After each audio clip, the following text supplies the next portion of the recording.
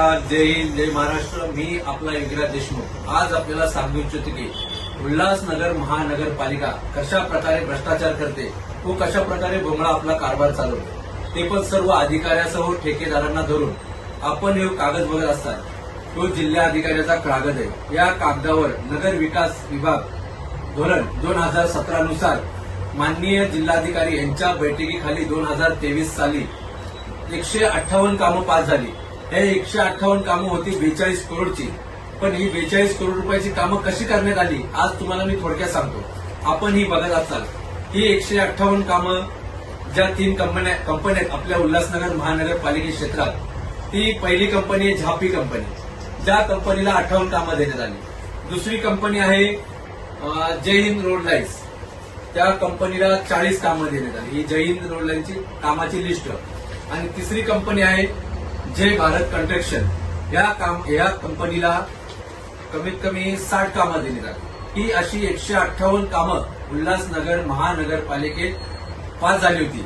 आणि ती कामं मूलभूत सोयी सुविधाची होती, जसे की नाली, गटार, रस्ते, दिवाळ, उद्यानं, अशी ती कामं होती. जेव्हा आम्ही या कामाचा पाठपुरावा केला 2024 पासून, तर असंख्य अशी इथं बिलं बघा पडलेली. ती आरटीआयच्या आधारे मी मागितली. ती बिलं आता कमीत कमी ही बिलं जी आहेत 40-50 बिलं आहेत. पण काही बिलं अशी तिथं कामं न करता ही बिलं पास करण्यात आली. तर आम्ही याचा वारंवार उल्हासनगर महानगरपालिकेशी पाठपुरावा केला.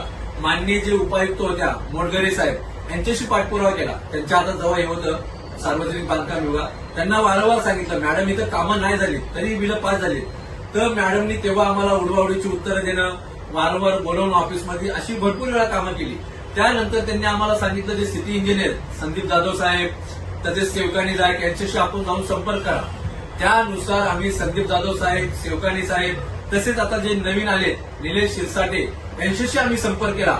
तेव्हा त्यांना आम्ही सांगितलं जे ठराविक कामं आहेत तुम्ही सगळी कामं नका बोलू, जेवढी आम्ही बिलं काढलेत आधी 60-70 कामाची काय जी बिलं आहेत तेवढी कामाची बिलं आमच्या सगळं नका येऊ. पण जी कामं नाही झाली आणि जी बिलं पास झालीत त्या कामावर तरी जाऊन तुम्ही एकदा व्हिजिट करा. पण ह्या नालायक लोकांनी एकदा सुद्धा व्हिजिट केली नाही. आणि ह्याच्यात मग मुख्य सूत्रधार कोण आहे? ठेकेदार की मोडगरे मॅडम का सिटी इंजिनियर?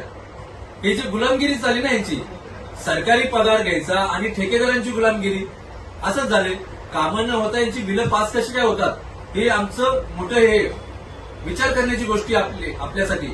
आणि याला मुख्य जो दुसरा जबाबदार माणूस जो आहे त्याचं नाव आहे किरण बिल्लारे, जो सह्या करतो आणि बिलं पास करतो. त्यांना एवढं सुद्धा दिसत नाही का बाबा एक लोकेशन आहे तो 3-3 वेळा आपल्या समोर येतो, आपण सह्या कशा करायच्या? आणि ते पण असं पण नाही 5-5, 10-10 लाखाचं, 50-50, 60-60 लाखाचं लोकेशन येतंय आणि तुम्ही आंधळ्यासारखं सह्या करता आणि ती बिलं पास करतात. ह्याचं आम्ही नक्की समजायचं काय? तरी माझी उल्हासनगर महानगरपालिकेला विनंती आहे, ISI जे अधिकारी आपल्या मॅडम आयुक्त, की तुम्ही लवकरात लवकर यांच्यावर कारवाई केली पाहिजे. या 4-5 जणांवर यात प्रमुख भूमिका तर मला आता मोडगरे मॅडमचीच वाटतेय. आपण आयुक्त असून आपण बाहेरून येऊ, आमचा उल्हासनगरचा असा जो सत्यानाश आपल्याला करायचा आहे तर आपण लग लागू आपल्याला. तरी माझी सर्व शासनाचे जेवढे अधिकारी आहेत आणि आयुक्त मॅडम यांना लवकरात लवकर कळकळीची विनंती आहे, ही जी खोटी बिलं पास झाली आहेत त्यांच्यावर तुम्ही कारवाई करावी. आज एक बिल बघा, हे बाल शिवाजी उद्यानचं, हे 50 लाखाचं बिल पास आहे. काम काही नाही 2022 पासून, तरी बिल पास आहे. परत दुसरं तेच बिल निघलं हे 60 लाखाचं, ते पण बिल पूर्ण पास आहे. काम काहीच नाही. आणि त्याच्यापूर्वी महानगरपालिकेचे जे नगरसेवक होते, जे स्थानिक घेतले काय 3-4 नगरसेवक, त्यांनी पण त्याच दिवाळाचं 2-2 वेळा बिल पास केलंय. त्याची पण लिस्ट आपल्याकडे सगळी आहे, ती पण आपण तुम्हाला दाखवू शकतो. ही जी ती लिस्ट आहे 5 नगरसेवक, 4 नगरसेवकांनी काम काय काय केलं, या लिस्टमध्ये सुद्धा त्या वॉलचा प्रवेश आहे ती 40 लाखाचं काम आहे त्या भिंतीचं. म्हणजे एक भिंत, छोटीशी भिंत, मोठी थोडी, ती भिंत बांधण्यासाठी तुम्हाला 2-2.5 करोड रुपये लागतात. म्हणजे किती मोठा भोंगळा कारभार आहे.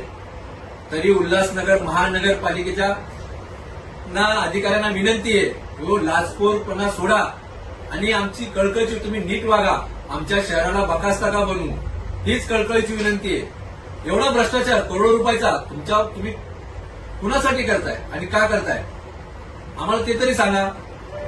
जर आम्ही तुम्हाला सर्व काय डोळ्यासमोर आणून देतोय तरी तुम्ही भ्रष्टाचार उघडकीस आणत नाही, याचा अर्थ आम्ही समजायचं काय? मग यात तुम्ही सगळे मिळालेले आहेत आणि ठेकेदारांना घाबरता. जे तुम्हाला घाबरायला पाहिजे ते चिरीमिरीसाठी तुम्ही त्या ठेकेदारांना घाबरता. एवढी बिकट परिस्थिती. अरे लाजा वाटल्या पाहिजे, थोड्या तरी लाजा वाटल्या पाहिजे.